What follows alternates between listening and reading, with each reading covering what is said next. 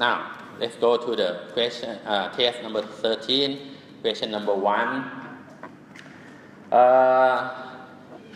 The question asks that a gardener used a water hose 2.5 centimeter in diameter to fill a 30-liter bucket. The gardener notes that it takes 1 minute to fill the bucket.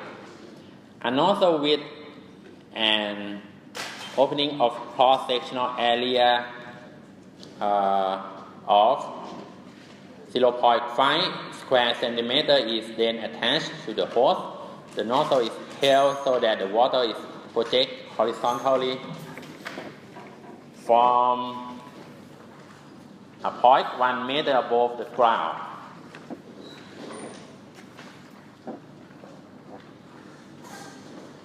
Over what horizontal distance can the water be projected? Okay. The question is that we have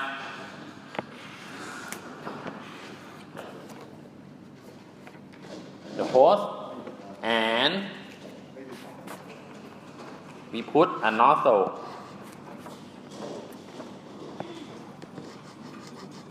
in front of the hose. And the cross-sectional area, the cross-sectional area here is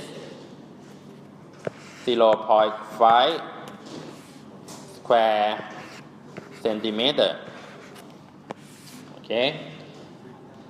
The diameter of the hose is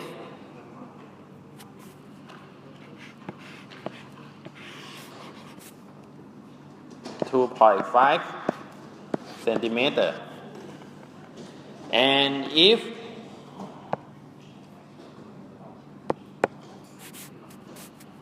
the water comes out from the nozzle,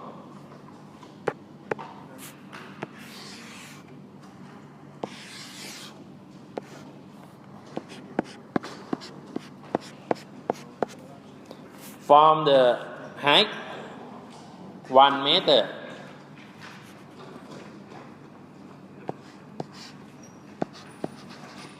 above the ground, they ask that over what horizontal distance can the water be projected. That is, we want to know what is the length of the projectile when the water comes out from the nozzle and hit the ground. Okay. To do this, what we have to know is that we need to know the initial speed or initial velocity. We can also say the initial velocity because we already know the direction of the water here. It is in the horizontal direction, right? So what we need to know is the speed of the water that comes out of the nozzle, V0 here. If we know V0, we can calculate the length of the projectile, right? We know the height is a 1 meter height, so we can calculate the length here. Now, how can we know the V0? How can we know the V0? They say that without the nozzle, the water from the hose will fill the 30-liter bucket. Okay, the 30-liter bucket in 1 minute. Okay, so it means that we know. Okay, may I change this symbol a little bit?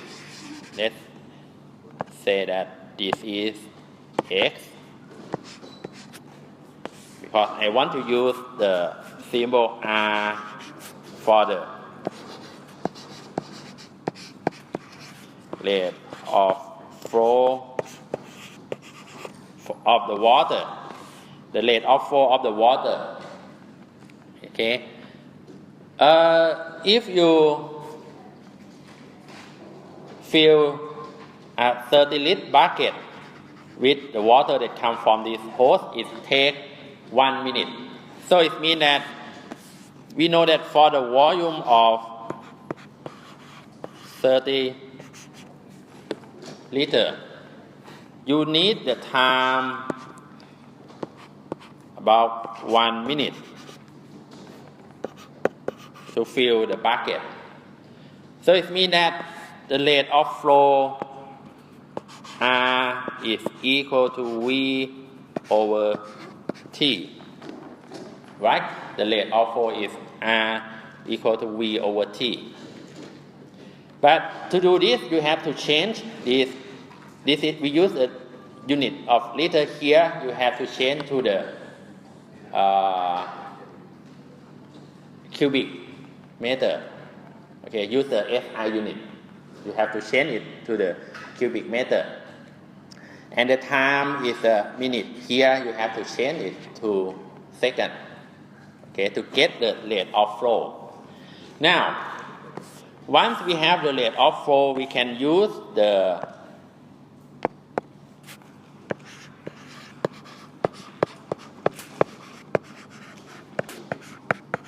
continuity equation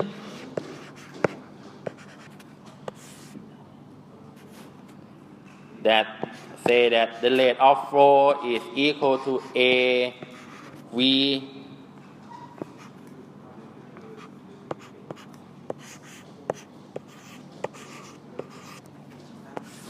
the rate of flow is equal to AV.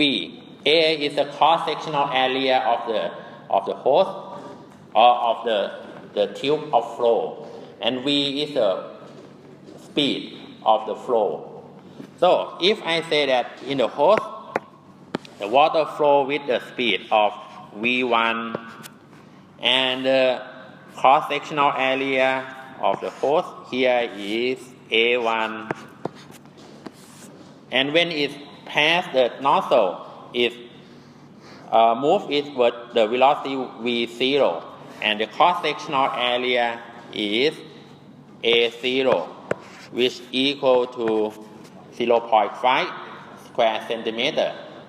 Okay, so we must have that A1 V1 must equal to A0 V0. Okay, we know A1. We know A1 because we know the diameter of the hose, 2.5 centimeter. So we can calculate A1, right? How about V1?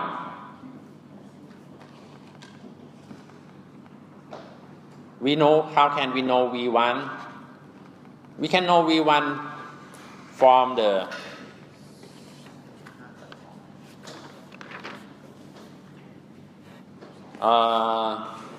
in fact, do we need to know V1? Wait a minute. To fill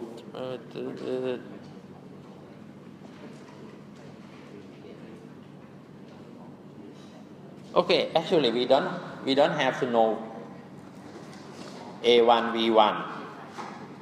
Because we know A0, right? We know A0 and we know R. We know the rate of flow. We know R. So we don't have to know V1. Okay, so let's leave this. We can say that R is equal to A0 V0, but we know A0, right? So we have that V0 is equal to R over A0. Okay? So we can have the V0 from this equation, and once we know V0, we can calculate X using the equation for the projectile. Okay?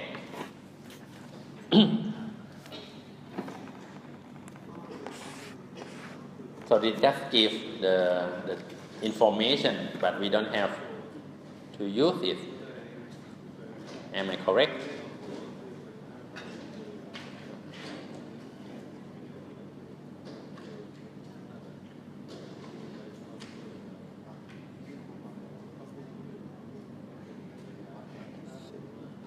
Okay, that's correct. Okay. So, this is for the question number 1. It's quite easy, right? You can calculate the rate of flow directly from the information, this information. And once you have the rate of flow, you can use the continuity equation that the rate of flow must be equal everywhere. It must be the same here and must be the same here. So, if the rate of flow here is equal to R, the rate of flow that when it passes through the nozzle must equal to R too. So you can use R equal to A0 V0, and you have that V0 is equal to R over A0. It's quite simple. Okay? Okay. Go to the question number 2. You observe 2 helium balloons floating next to each other at the ends of strings secured to a secured to a table. The facing surfaces of the balloons are separated by 1 to 2 centimeters. You blow to the small space between the balloons. What happened to the balloon? What happened to the balloon? For this question, it means that you have 2 balloons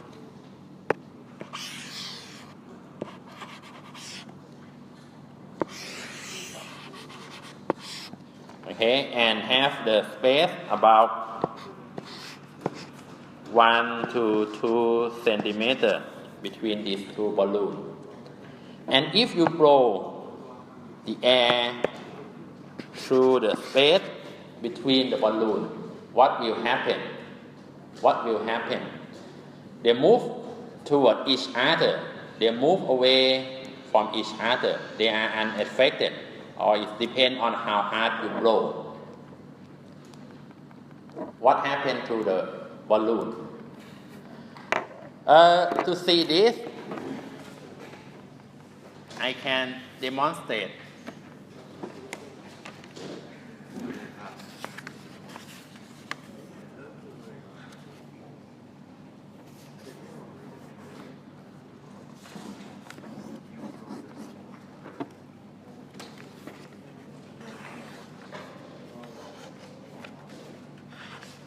I can demonstrate this.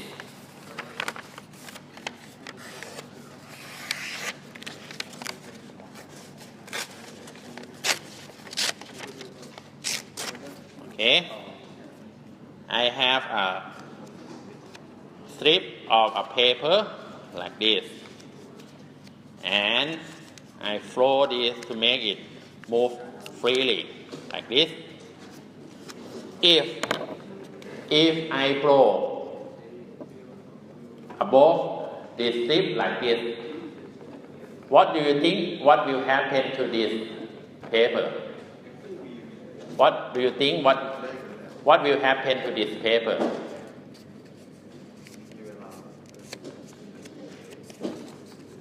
Will it go down like this, or will it go up like this, or just stay still? If I blow the paper here. Okay, let's see.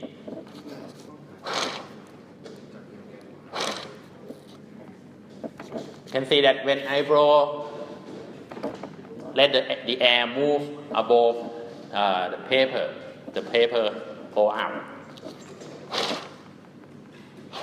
Can you explain why it happened like this?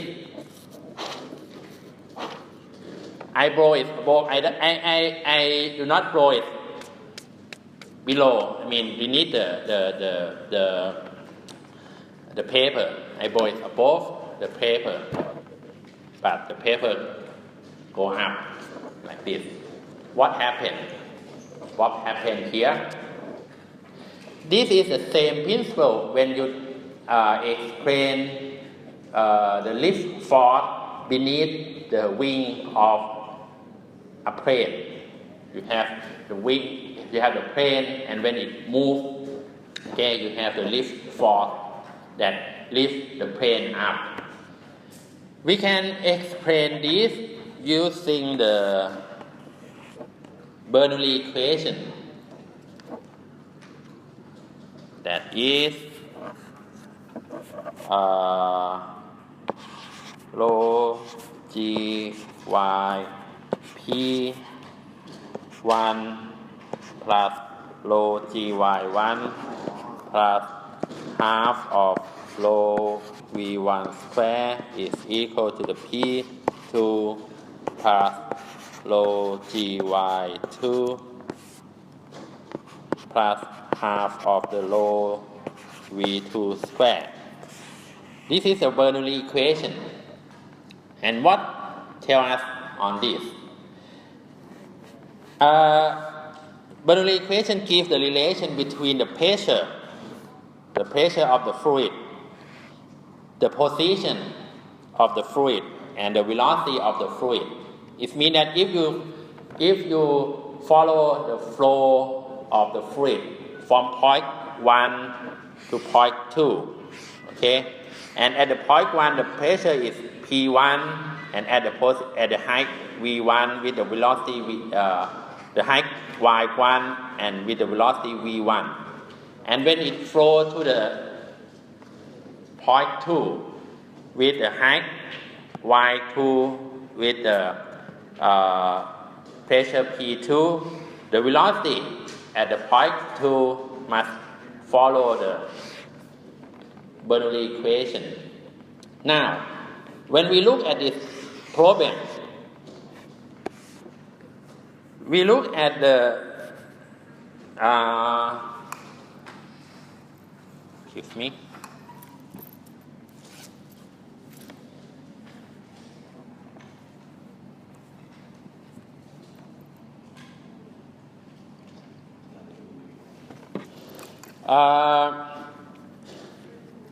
The question asks that if I blow the air to the space between the balloon. So if you compare 2 points, for example, if this is a point 1 and this is point 2 and this is point 3, okay? Point 1, 2 and 3 is about the same height, okay? So this is about the same value of y and the same value of y here,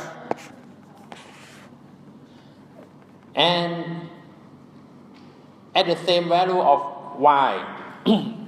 So it means that if you look at the Bernoulli equation, this term rho gy are the same for this point 1, point 2 and point 3, right? If you look at the Bernoulli equation, this term rho gy are the same. But you blow the air through the space between the balloons, so you have V2, which is not equal to 0. Okay? But the air on this side, we can say that V1 is equal to 0 and V3 is equal to 0 because the air is not moved on the left and on the right side. It's moved only at the middle of these two balloons. So we know that these terms are equal, but for the V2, for the region number 2, we have V2. So we have this term, but this term for this region equal to 0. If you compare P1 and P2, which one is larger? Which one is larger if you compare P1 and P2? If I write this equation again, I can write that P1 is equal to P2 plus half of rho V2 square, right? Because this term cancel. These terms cancel. Rho gy1 and rho gy2 are equal, so it's cancelled. This on this side v1 is 0, so half of rho v1 square is 0. So what we have left on this side is just p1, but what we have left on this side is p2 plus half of rho v2 square. So if I compare p1 and p2, which one is larger? So we must have that P1 is larger than P2, okay? And use the same reason, I must have that P3 is larger than P2 also, right? Use the same reason. So, if you know that you have T region, the region number 1, the region number 2, and the region number T. And you know that the pressure here is higher than at the middle. And you know that the pressure here is higher than the middle. What will happen to the balloon? Okay, so now you can answer this question, right? This is just come from the Bernoulli equation. Okay. You know that the pressure here is high, the pressure here is high, but the pressure here is low. So what will happen to the balloon? Okay? So that is for the question number 2. Now, let's go to the question number 3. A stream of water flows steadily from a kitchen faucet. At the faucet, the diameter of the stream is 0.96 centimeter. The stream fills a 120 centimeter cube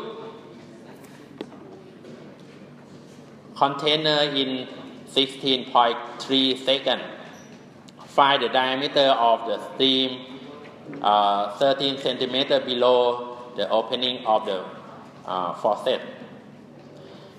This is what you can see when you go back home or maybe here. If you open the faucet and make the water flow slowly, the point is that the water must flow slowly. What you will see is something like this.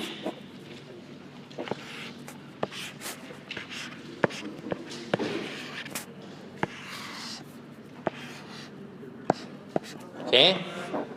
What you will see is something like this.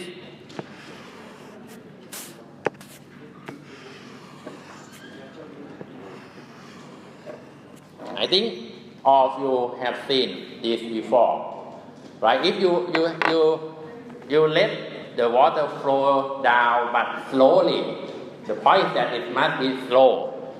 If you make it flow,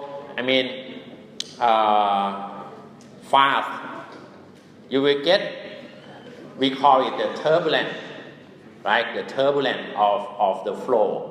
You will see that the pattern of the flow is unpredictable, right? When the water flow out, but if you let it flow very slow, you will see something like this. Okay, and we can also explain these phenomena using the Bernoulli equation. Okay, again, we can use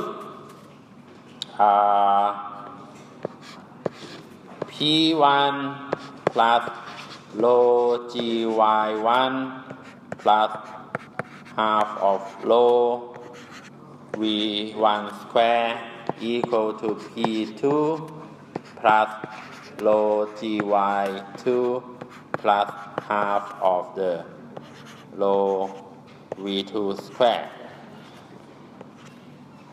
Okay, we can use this. The question is that if I put the position 1 here and I put the position 2 here at the 13 centimeter below the position 1. Okay, so at any reference point, if I put the reference point here, so we have this is y1 and we have this is y2. Okay, let's assume that the pressure P1 is approximately equal to the pressure P2. Okay, because this pressure is come from the air pressure in this problem.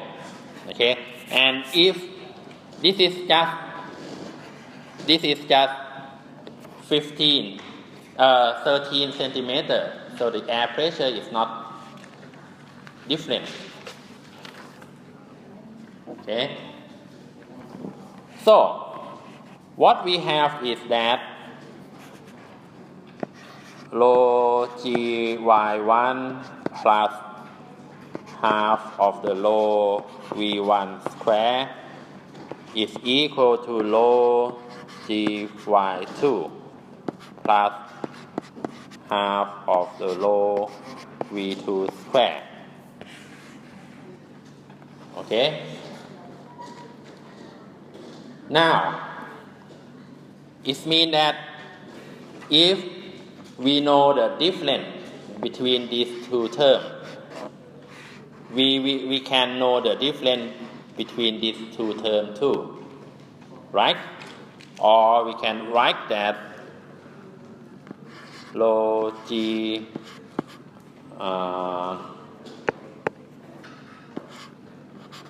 y1 minus y2 is equal to half of the rho v2 square minus v1 square. But for y1 minus y2, we know it's equal to 13 centimeter. So it means that we know the difference between v2 square minus v1 square. But the question asks that what is the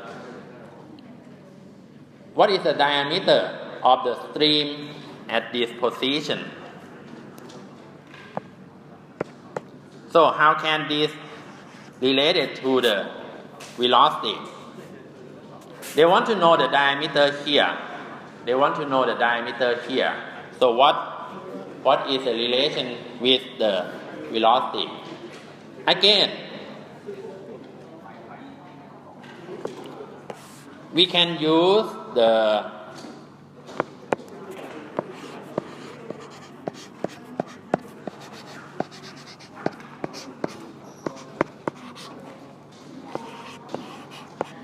continuity equation. Okay, R equal to A1 V1 and equal to A2 V2. Okay, I is equal to A1 V1 and is also equal to A2 V2. Now, how can we obtain R? We know that the water will fill the 125 centimeter cube in the time of 16.3 seconds. So it means that you can get R equal to V over T. This is a big V, the volume, not the velocity. Okay? Now, once you know R, you can calculate. You can put this R into the continuity equation. Okay? You can put this R into the continuity equation.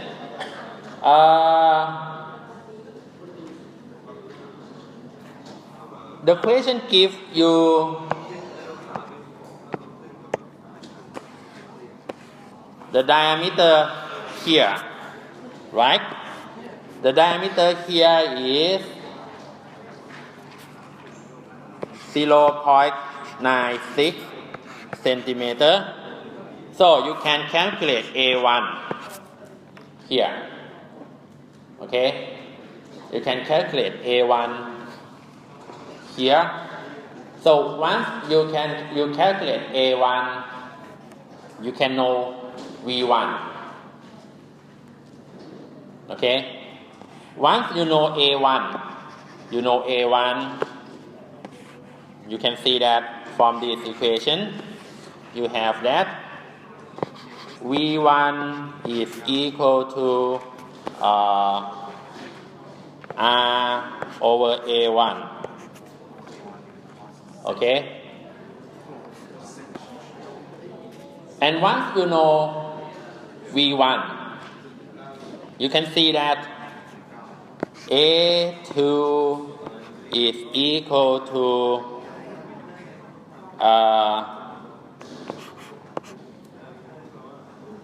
A1 V1 over V2. Okay? And once you know A2, you can they ask for the diameter. We know that A2 is equal to the pi d2 over 4, pi d2 square over 4. So it means that you can calculate d2. The point is that how can you calculate V2 here? You can calculate V2 from this equation. Remember?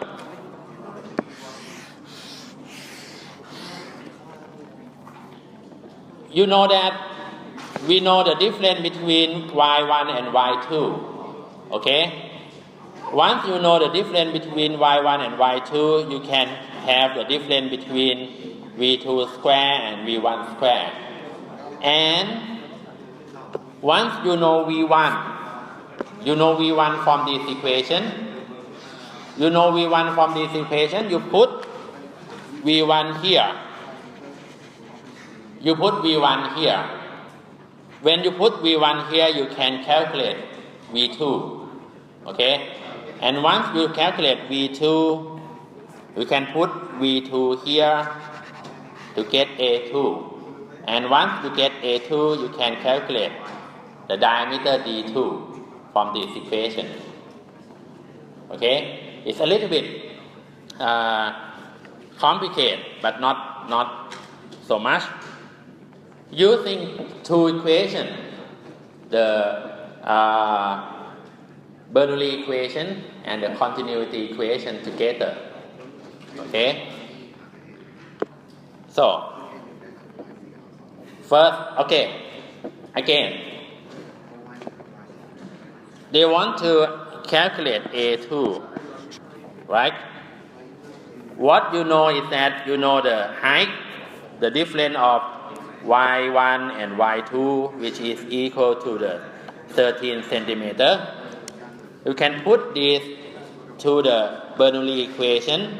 Here, I assume the same value of the P1 and P2 because here the pressure is the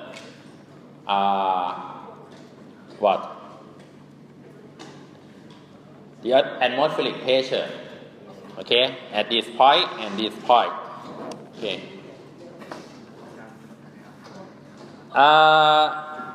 So if we assume that P1 is about P2, we have that this is a rho gy1 plus half of rho v1 square is equal to rho gy2 plus half of the rho v2 square.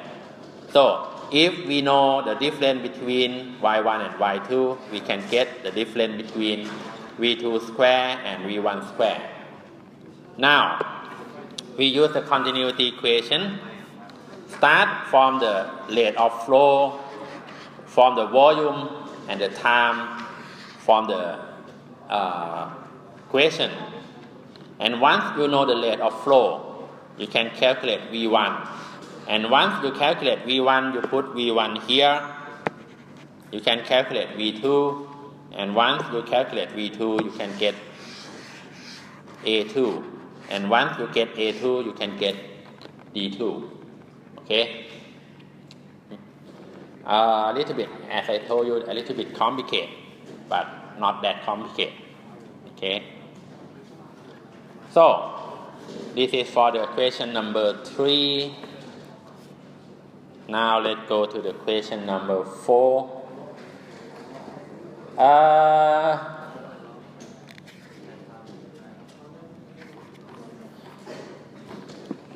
An object of mass m is hung from a spring and set into oscillation. The period of the oscillation is measured and recorded as t. The object of mass m is removed and is replaced with an object of mass 2m. When this object is set into oscillation, what is the period of the motion? Okay. This is quite simple. For the mass spring system, for the mass spring system,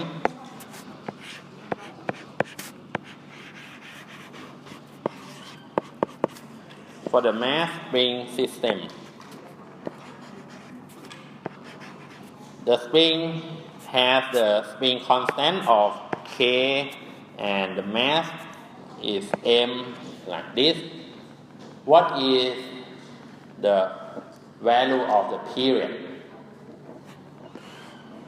First, you may do like this. We know that the angular frequency is equal to the square root of K over M, right?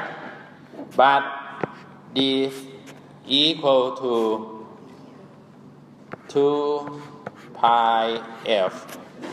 Okay? This equal to 2 pi f. And this equal to 2 pi over t, because we have that the frequency is equal to the 1 over t, or the period, right?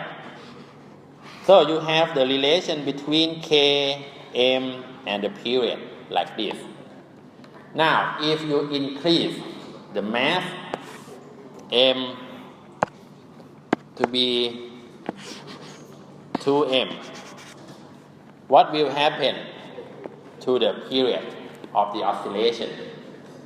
What will happen to the period of the oscillation? If you increase mass from m to 2m, what will happen to the period of the oscillation? You can follow this equation and get the answer, right? If you increase this to 2m, what will happen to the period of the oscillation? Okay, so question 4 is quite simple. Now, go to question number 5.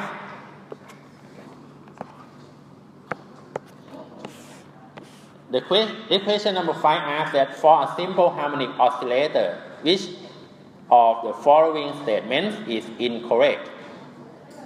A. The position and the velocity can have the same sign. This should be the displacement, but the position here is a displacement. B.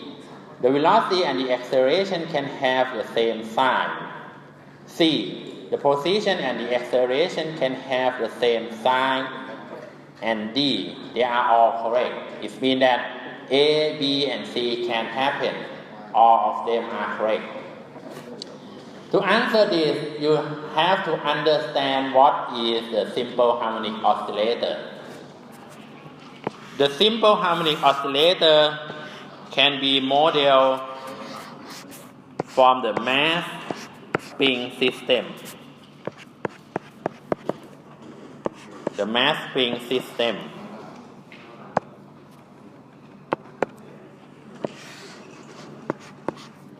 When we attach a mass M to a spring with a constant K and put it into the oscillation, we know that the force on this mass M is the restoring force. The restoring force. And we know that for the restoring force of the spring is obey the Hooke's law, that is Fs is equal to the minus of Kx. But F from the Newton's second law, we know that this equal to Ma equal to the minus of Kx. So now we know this is the equation of motion for the harmonic oscillation or the harmonic oscillator. If we look at the choice A, the position and the velocity can have the same sign. This is a one-dimensional motion. So when we say that the position and the velocity can have the same sign, it means that it can have the same direction. Okay? This is a one-dimensional motion. So when we say that it have the same sign, they have the same sign, it means that they have the same direction. For example, in this figure, I put the positive direction here and negative direction here. So it means that when the object is here, it has the positive side. The position has a positive side. Can we have the positive side of the velocity when the object is here? Is it possible? Is it possible? Okay. When the object move like this, move to the right, can we have the positive sign for the object and the positive sign for the position and the positive sign for the velocity? Is it possible? Okay, that is for the choice A. The velocity and the acceleration can have the same sign. The sign or the direction of the acceleration must be the same as the direction of the force, right? We have F equal to ma. Look at this equation. So it means m is a scalar quantity. So the direction of A must be the same as F. Is it possible that we have the same direction between the force and the velocity? Okay?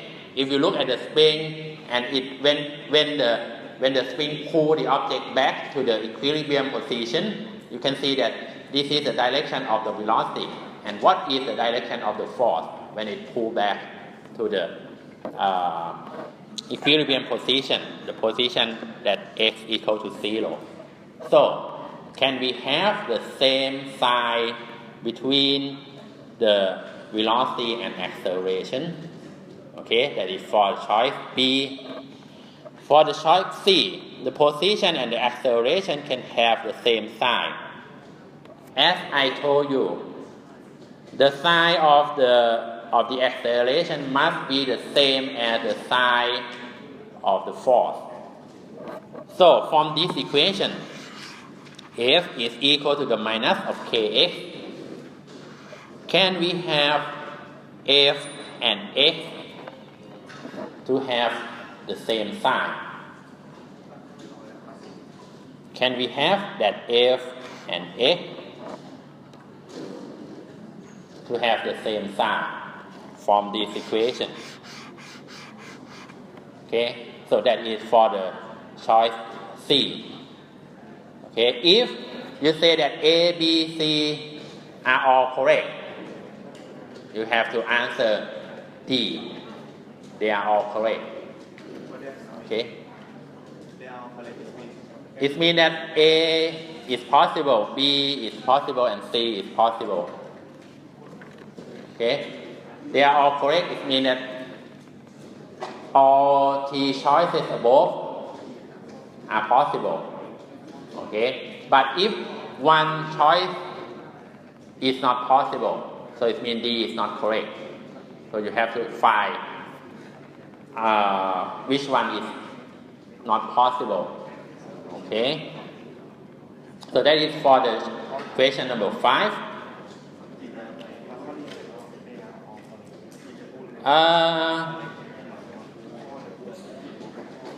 Number 6.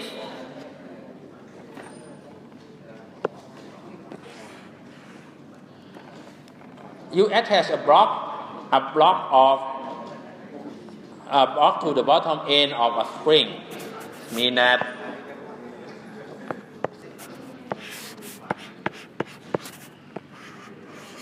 again you have a spring and you have a block of attached to the bottom end of the spring and hanging vertically. You slowly let the block move down and find that it hangs at rest with the spring set by 15 centimeters. Mean that if this is the equilibrium position,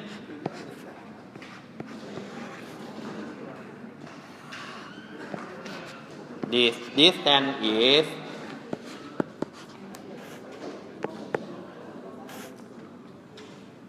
15.5 centimeters.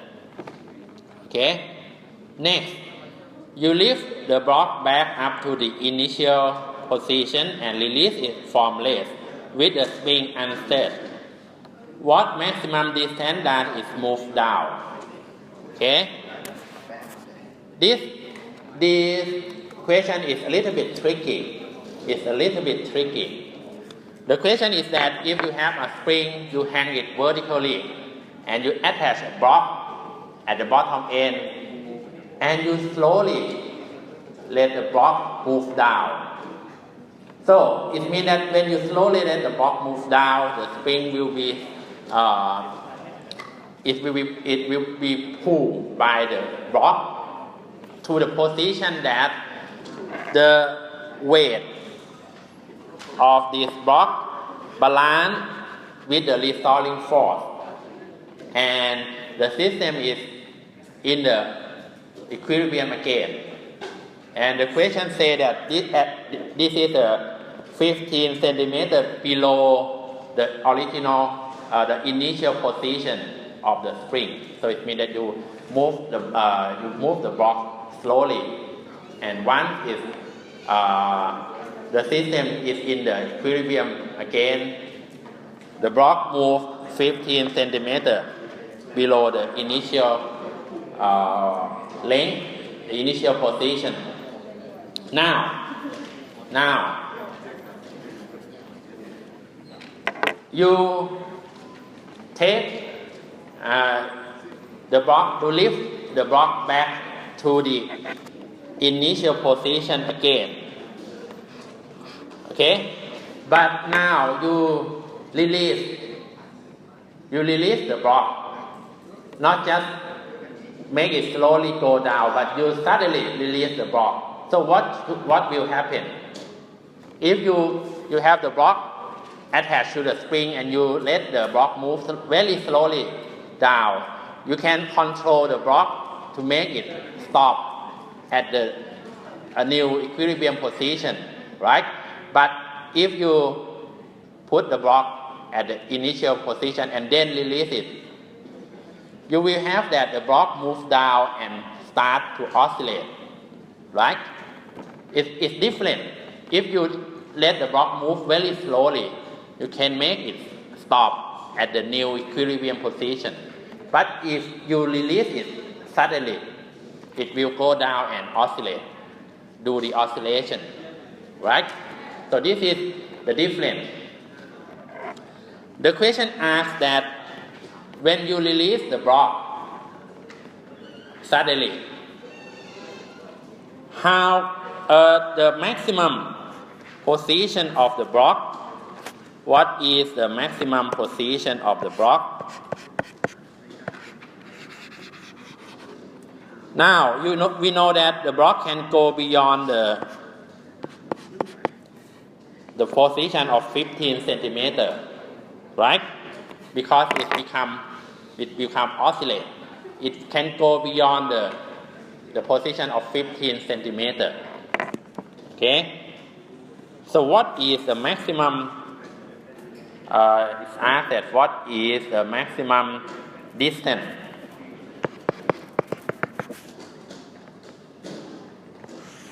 So what is the value of Y max here?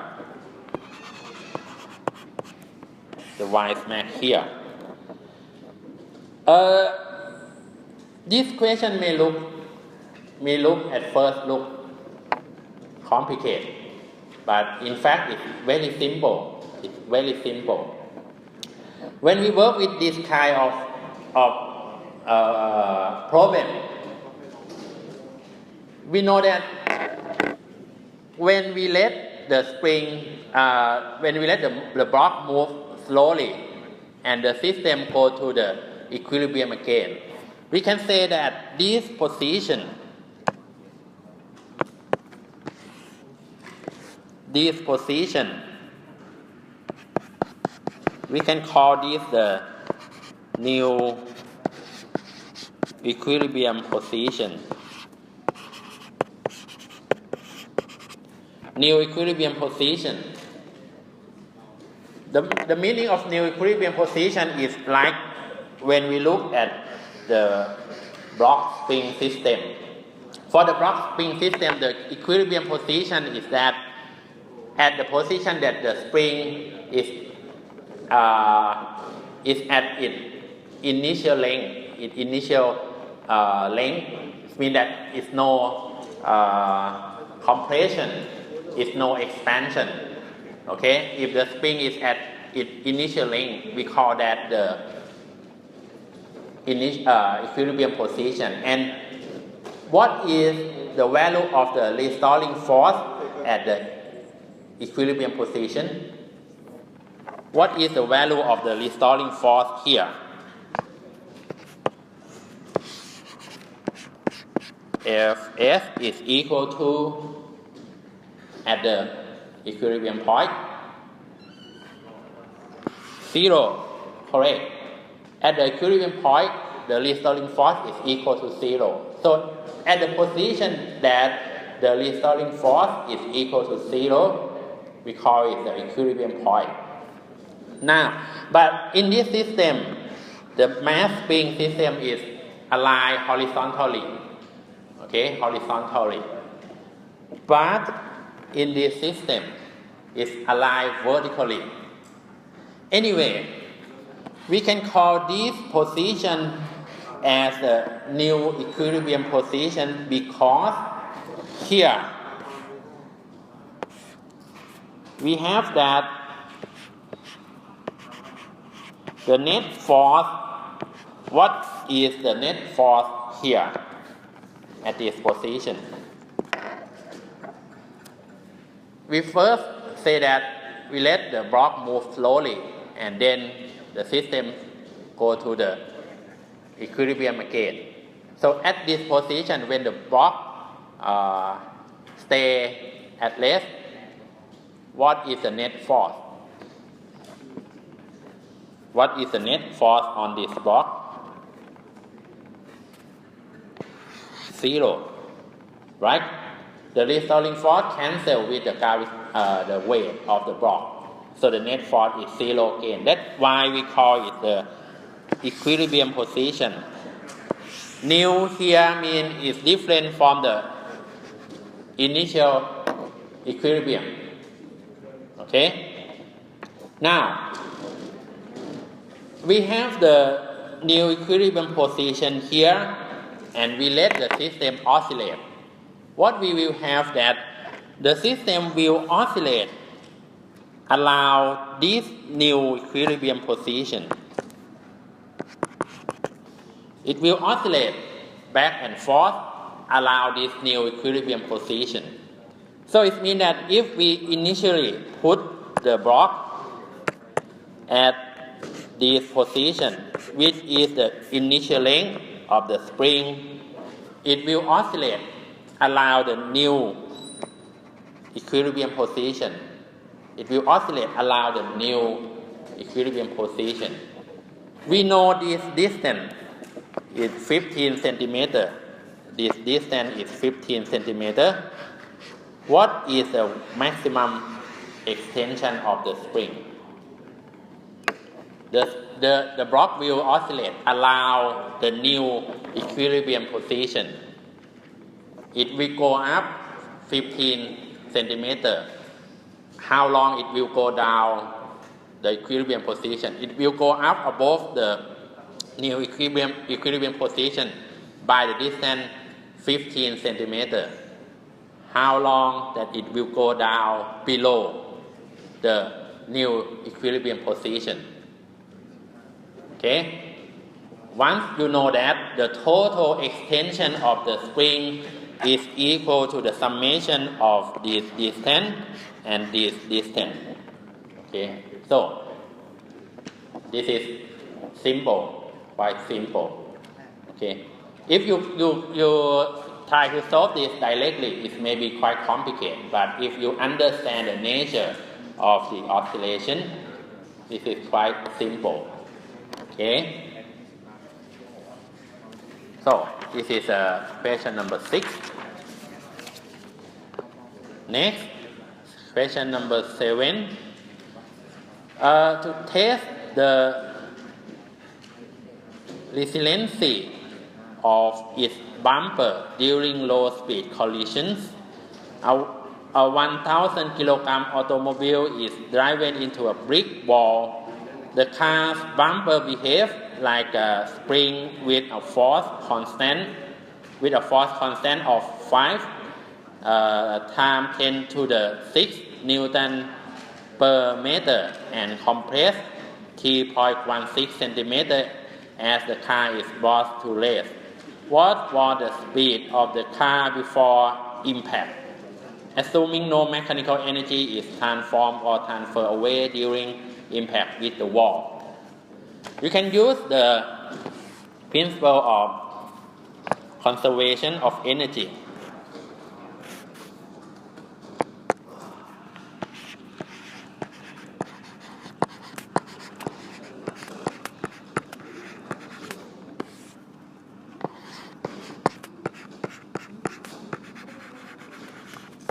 Conservation of energy to solve this. It means that you have a car that moves and hit the wall, and in front of the car you have a bumper. Okay? And the car moves with the velocity v before it hit the wall. And you see that, we know that when the car hit the wall, the bumper compressed with the distance of 3.16 centimeter. Okay? So this is very simple. You can have that the initial kinetic energy is equal to the final elastic potential energy. Okay? You know the mass of the car, m. You know the uh, the maximum compression of the bumper X. You know the spring constant K. So you can calculate V. So this is quite simple. It's too simple. It's too easy. Okay. Anyway, you can do this by using the conservation of energy, because you can see that at the end of the question says that assuming no mechanical energy is transformed or transferred away during impact with the wall. Okay? So there is no energy loss, so you can use the conservation of energy to solve this problem. Next, question number 8. A second pendulum is one that moves through its equilibrium position once each second. The second pendulum is one that moves through its equilibrium position once each second. The length of this pendulum is 0.9927 meter in Tokyo and 0.994 meter in London. What is the ratio of the free fall acceleration G at Tokyo over G at London? Okay. This is a practical method that we use to measure the gravitational acceleration. This is a practical method. That is, if you have the pendulum with length L, right? And at the position of the pendulum, we have the gravitational acceleration of G. We will have that the angular frequency of the oscillation is equal to the square root of what? G over L. Okay? The angular frequency of the pendulum is equal to the G over L, but this equal to the 2 pi F or the 2 pi over T. Okay? So, once we know the period of the oscillation and we know the length of the pendulum, we can calculate the value of the gravitational acceleration. And we do this in the field, like for the geologists, if they want to estimate the value of the gravitational acceleration, they use this method. You have the pendulum, and you look at the oscillation, measure the period of the oscillation, and you can estimate roughly what is the value of the gravitational acceleration allowed there. Okay? We know that for the different position on the Earth, we have the different value of the gravitational acceleration. For example, when we do the calculation, we always use G is equal to 9.8 meter per second square, right? That is the average value. But the real value depends on the location. For example, here in Bangkok, we have the G is approximately equal to 9.78 in Bangkok. G is about 9.78. It's not equal to 9.81. The average value is about 9.81. But here in Bangkok, it's about 9.78. Is it because beneath the ground of Bangkok is the soft soil? We call it the soft soil. It's the mud. is a lot of water below the ground. So the density below the area of the Bangkok is quite low. It's below the average. So we have less less value of G here at Bangkok. So we can have the different value of G at Tokyo and at London. In this question, they want to ask you that what is the ratio of the G between G at Tokyo and G at London. So they perform the period, measure the period of the oscillation of the pendulum. Okay, and they say that at Tokyo the pendulum of length 0.9927 meter will pass the equilibrium position once each second. The pendulum passes the equilibrium position once each second. What is the period of the pendulum? The pendulum passes the equilibrium once each second. What is the period of the pendulum? For one period of the pendulum, how many times that the pendulum passes the equilibrium position? For one period, how many times that it passes the equilibrium position? How many times? How many times for one period? How many times? For one period, it means if you start from this position, you go up, down, and up again. This is one period. So how many times that you pass the equilibrium position? The equilibrium position is the position at the lowest position. So how many times? 2, right? So you know the period. You know the period of the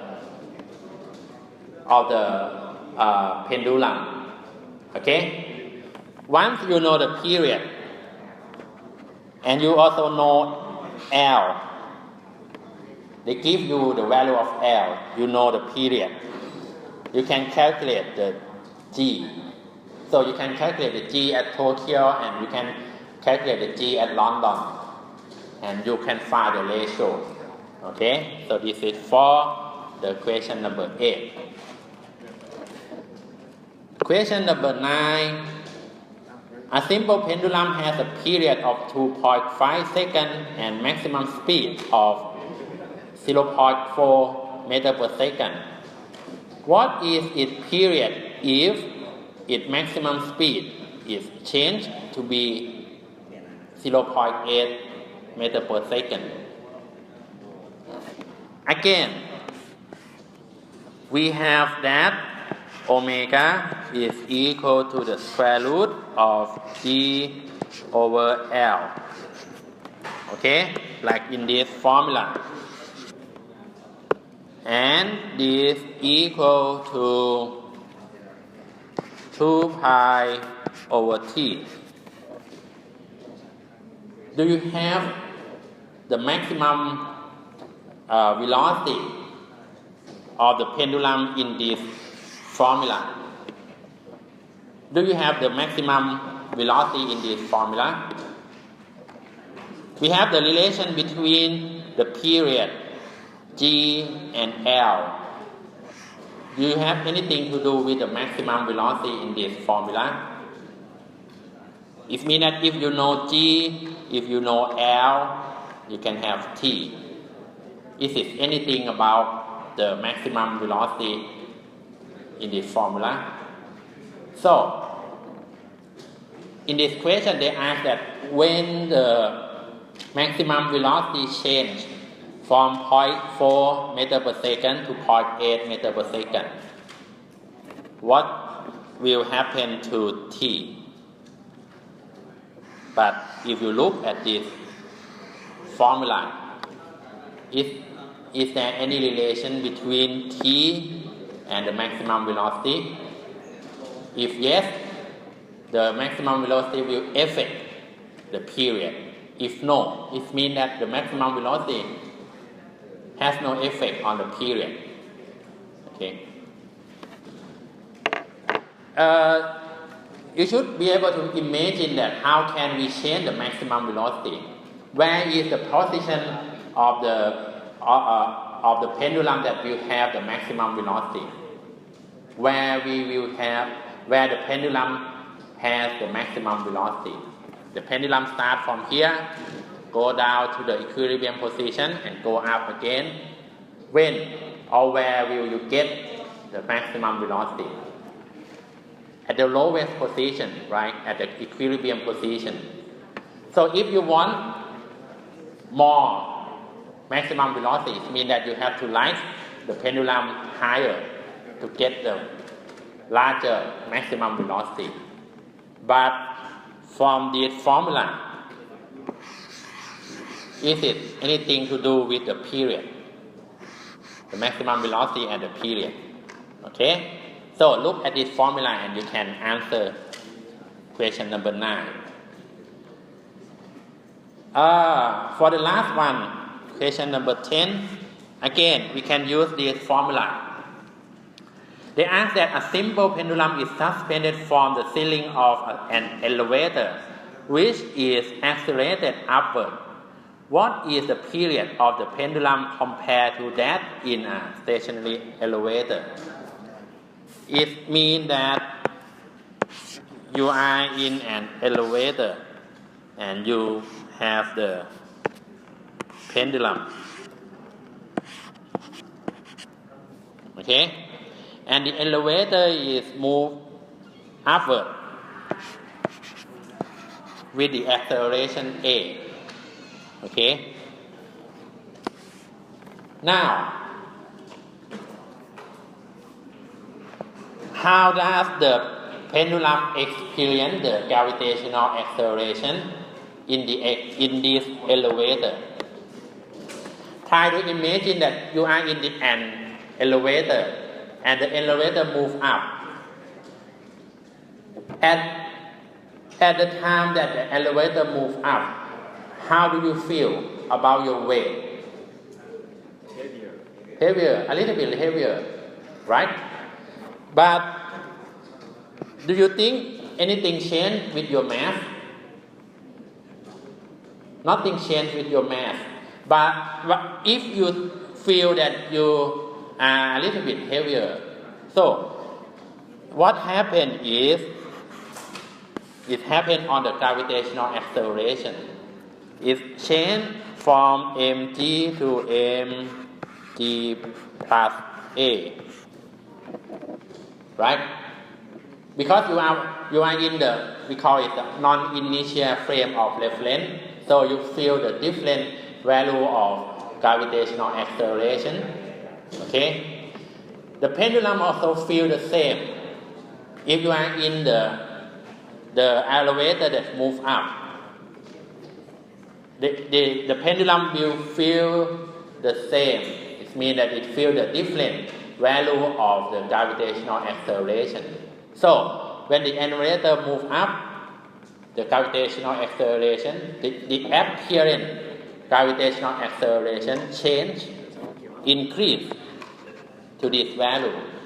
Now, when we look at this formula, the period of the oscillation depends on the value of the gravitational acceleration, right? If the apparent gravitational acceleration increase, what will happen to the period? What will happen to the period of the pendulum? What will happen to the period of the pendulum? Okay? If the apparent gravitational acceleration increase, what will happen to the period of the pendulum? You can look at this formula and give the answer. Okay? Okay, that is for today. Now it's your time to do the detailed calculation and give the answer.